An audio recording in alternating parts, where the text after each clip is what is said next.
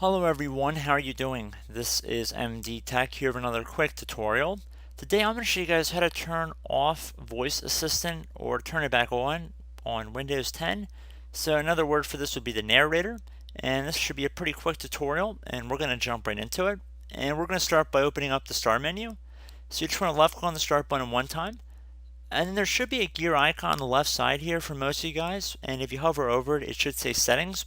If you do not see this button, you can always just type in settings into the start menu and you can open it that way. But I prefer just clicking on the settings icon on the left side that appears here. And now you want to go underneath the ease of access tile, and it says narrator magnifier high contrast.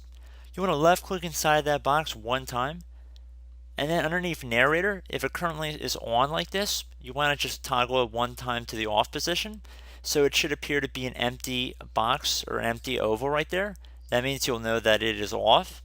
And then once you've done that, I'd recommend you guys close out of the settings window, restart your computer, and you should be good to go. So I hope this brief tutorial was able to help you guys out.